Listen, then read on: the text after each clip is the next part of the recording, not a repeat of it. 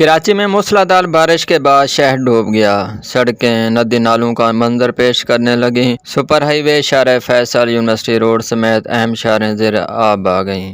پانی گھروں دکانوں میں داخل، انڈر پاسز بھی پانی سے بھر گئے۔ سندھ اسمبلی اور ہائی کورٹ کے اطراف بھی پانی ہی پانی۔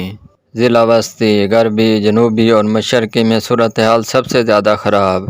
صوبائی حکومت کے دعوے ہوا ہو گئے، انتظامی غفلت سے شہری اذیت کا شکار۔ ادھر عید قرباں کے باعث گلی محلوں میں علائشیں پانی میں تیرنے لگیں۔ کراچی میں 24 گھنٹوں کے دوران مسرور بیس میں سب سے زیادہ 119 ملی لیٹر بارش ریکارڈ کی گئی۔ ڈی ایچ اے فیز 2 میں 106، ناظم آباد میں 101 ملی میٹر بارش ریکارڈ کی گئی۔ اطراف کی آبادیاں زیر آب آنے کے خدشے کے باعث نقل مکانی جاری۔ محکمہ موسمیات نے آج بھی دن بھر بارش جاری رہنے کا امکان ظاہر کر دیا۔ بارشوں کا ایک اور سلسلہ کراچی کی جانب بڑھ رہا ہے۔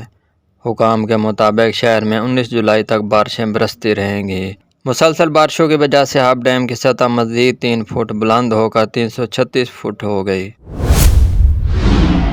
خیبر پختونخوا میں بھی مونسون کا بھرپور سپیل۔ صوابے میں موسلادھار بارش کے باعث نشیبی علاقے زیر آب، ندی نالوں میں طغیانی، پانی گھروں میں داخل۔ ٹانک کے نوائی گاؤں پائی میں سیلابی ریلے سے کئی مقامات منہدم، رہائشی پھنس گئے۔ بنیر، سوات، منصیرہ اور ایبٹ آباد میں بھی تیز بارش۔ اٹک میں بھی تیز بارش، گلی محلوں میں پانی جمع۔ بارش سے موسم خوشگوار ہو گیا۔ فیڈر ٹرپ کرنے سے بجلی کی فراہمی معطل ہو گئی۔ اکاڑا، پنڈی بٹیاں کے علاقوں میں بھی بادل خوب برسے۔ محکمہ موسمیات کے مطابق آج بھی مزید بارشیں ہوں گی۔ بلوچستان کے بیشتر اضلاع میں بدستور سیلابی صورتحال برقرار۔ طوفانی بارشوں سے حب اور لسبیلا میں 5 دیہات زیر آب آ گئے۔ 1000 سے زیادہ افراد کو ریسکیو کر کے محفوظ مقام پر پہنچا دیا گیا۔ آج اور کل بھی ملک بھر میں تیز بارشیں متوقع۔ انتظامی اداروں کا نشیبی علاقے زیر آب آنے کا خدشہ۔ بلوچستان میں بارشوں کے باعث ندی نالوں میں طغیانی، متاثرہ علاقوں میں پاک فضائیہ کا ریسکیو اور ریلیف آپریشن۔ متاثرین سیلاب میں راشن، خیمے اور ادویات تقسیم۔ سندھ کے سیلی علاقے ٹھٹھہ اور مکلی میں بھی تیز بارشیں۔ پنجاب کے بیشتر شہروں میں سورج اور بادلوں کی آنکھ مچولی۔ ہیرا واقعہ میں ملوث فیملی کی احسن اقبال سے معذرت۔ وفاقی وزیر احسن اقبال نے ٹویٹ کیا کہ فیملی نے نارووال آ کر ملاقات کی، شرمندگی کا اظہار کیا۔ میں پہلے ہی ان کے خلاف قانونی چارہ جوئی نہ کرنے کا اعلان کر چکا تھا۔ ہم سب پاکستانی ہیں، اختلافات کو نفرت میں تبدیل نہیں کرنا چاہیے اور باہمی احترام قائم رکھنا چاہیے۔ بڑی عید کی بڑی خوشیاں، سنت ابراہیمی کی ادائیگی۔ کہیں اونٹ، کہیں بیل، کہیں بکرے، بیل اور چھترے اور دمبے ذبح کیے گئے۔ شہریوں نے انفرادی اور اجتماعی قربانی کر کے فرض کی ادائیگی کی۔ عزیز و اقارب، دوست و احباب اور دیگر افراد میں گوشت تقسیم کیا۔ جانوروں کی قربانی کا سلسلہ آج اور کل بھی جاری رہے گا۔